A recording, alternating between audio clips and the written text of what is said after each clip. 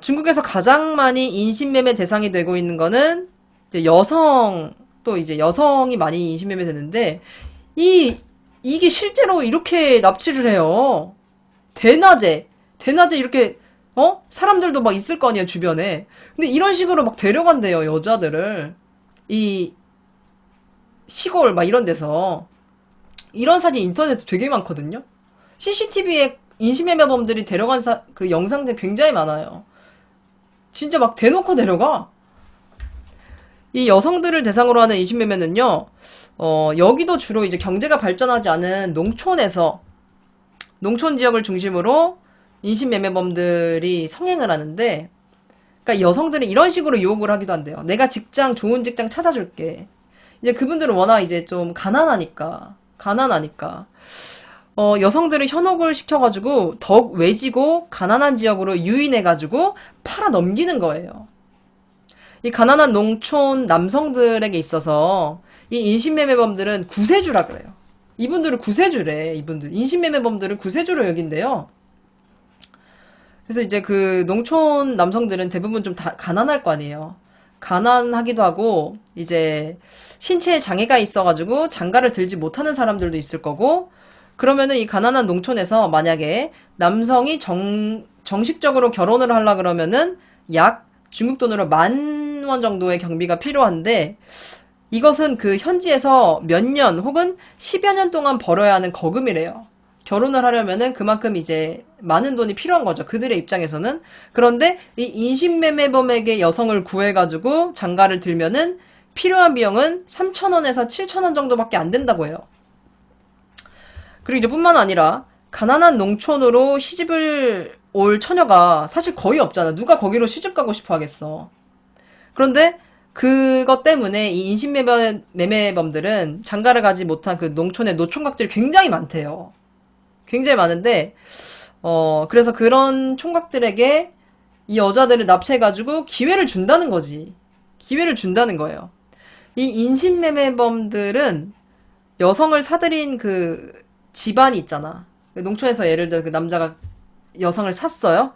그러면은 그 여자가 막 도망을 가고 싶어 할 거 아니에요. 그리고 실제로도 도망을 많이 가는데, 몇 명의 아이를 낳아서 도망을 못 가게끔, 도망가기를 포기할 때까지 어떤 방에다 가두어 놓고 돌아가면서 막 감시를 하기도 한다고 해요. 또 그 인신매매된 일부 여성들은요, 그 지방의 부유한 남성들의 성노예로 전락을 하거나 윤락업소에도 이제 많이 넘겨진다고 합니다. 그래서 실제로 이제 이분이 대리모로 팔려간 거예요. 근데 본인은 몰랐지. 본인은 그때 몰랐대요.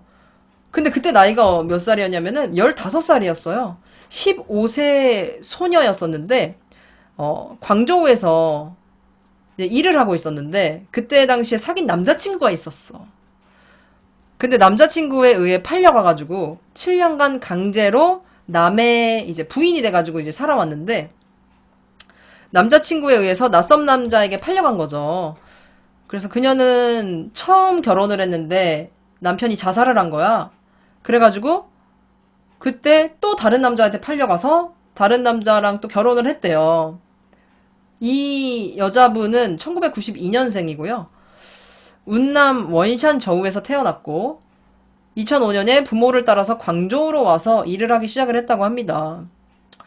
2007년에 사촌 오빠의 소개로 핸드백 공장에 취직을 해요.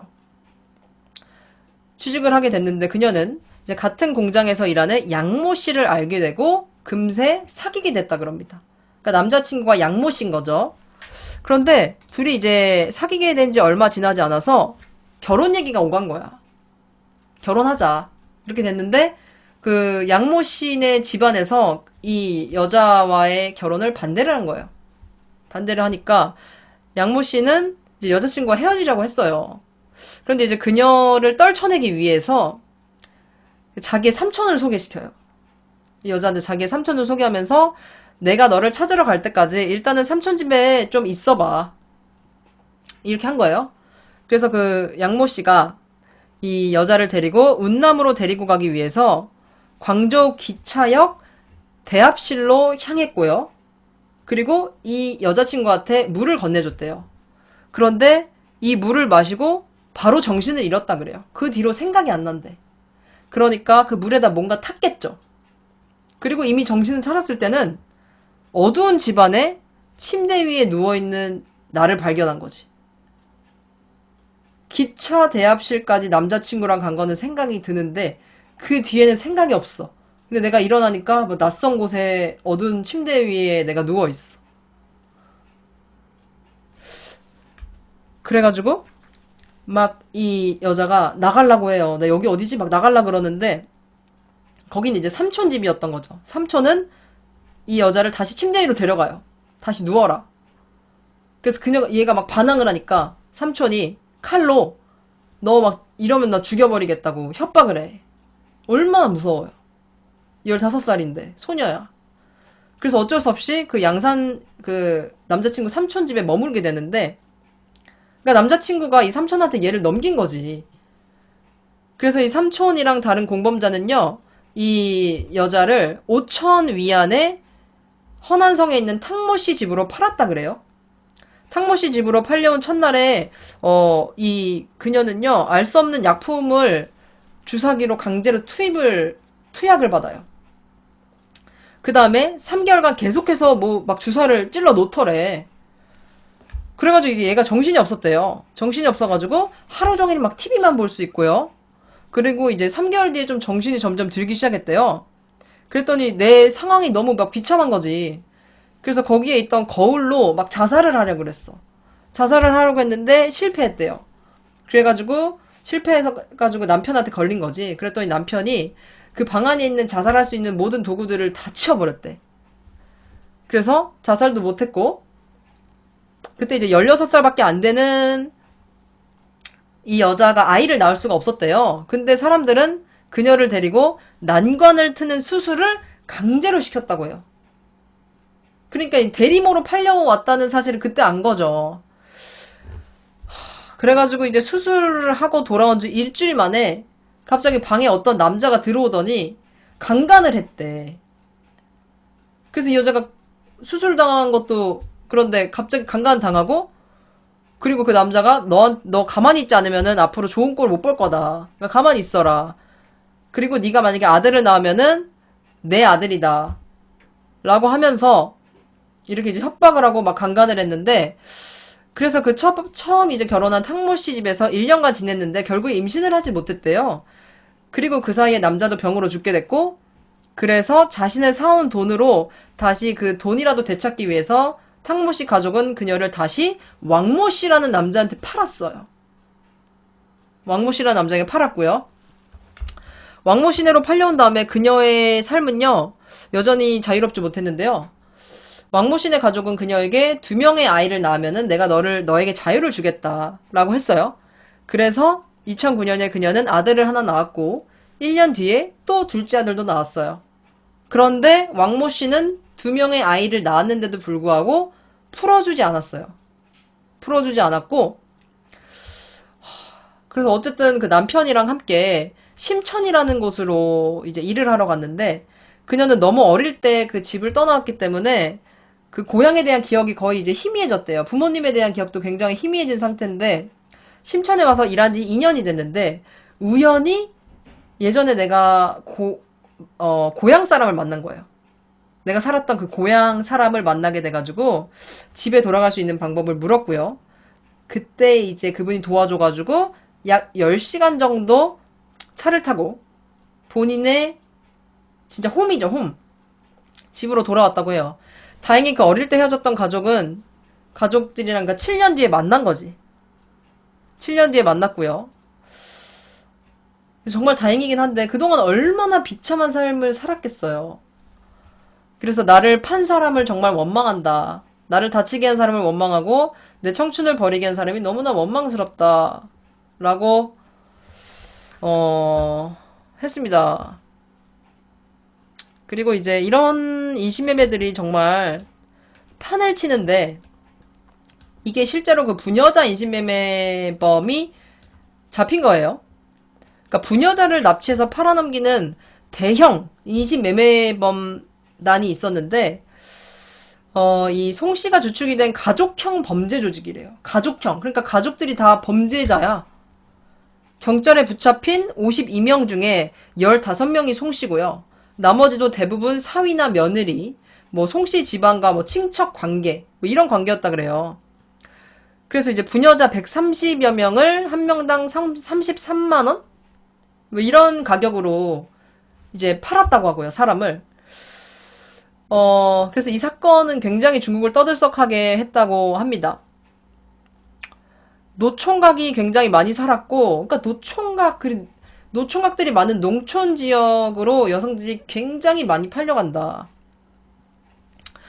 그러니까 이제 이 하남성이라는데 여성 한 명을 납치한 뒤에 그 마을에 사는 어떤 사람에게 팔아 넘겼는데 이것을 본 마을 주민들은 아, 이거 돈 되겠다 해가지고 한 명, 두 명 인신매매에 손을 대기 시작한 거예요. 그 마을에 있는 사람들이.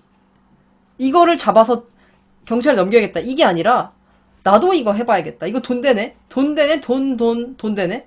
이래서 이거를 다 한 건데 그래가지고 도소매를 겸한 인산시장이 형성되기 시작했다고 하고요. 그 주변 마을에서 살고 있는 노총각들이 마누라를 사기 위해서 모두 이 마을로 왔고 인간 장사로 재미를 본 이 사람들은요, 마을 사람들은 이제 너나 없이 인신매매업으로 뛰어들고 그래서 급기야는 이 마을이 인신매매 전업촌이 됐다 그래요. 전업촌. 그러니까 이 마을에 살고 있는 성인 중 80% 이상이 인신매매에 가담을 하고 있었고요. 이 인신매매 전업촌은 6년간이나 존재를 했다고 합니다. 6년간 존재했대. 그래서 이제 어떤 인신매매범들은요, 타인을 인신매매하는 것 뿐만이 아니라 내 가족을 인신매매를 해. 내 가족을 팔아 넘기는 거예요.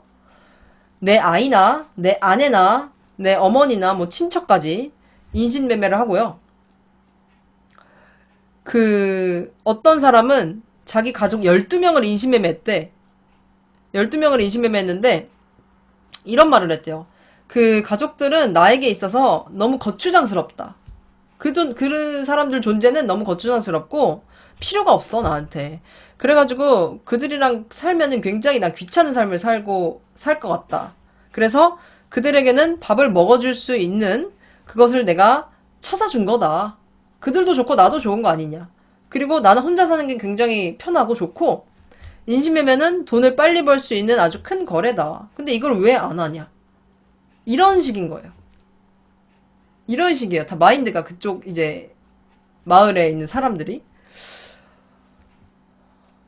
그래서 이제 지금 현재 중국의 인신매매가 어마어마하게 이뤄지고 있는데 이 미국 국무성은요 중국에게 국가 인신매매 감시 및 단속 수준 가운데 가장 낮은 최악의 단계라는 3등급을 내렸다고 해요. 3등급을. 인신매매 3등급으로 지정이 되면은 국제통화기금과 세계은행의 비인도적 구호 및 지원금 지원이 중단될 수 있다고 하는데요.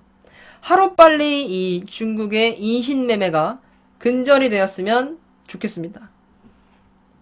정말 끔찍하네요. 오늘 제가 준비한 거는 여기까지입니다.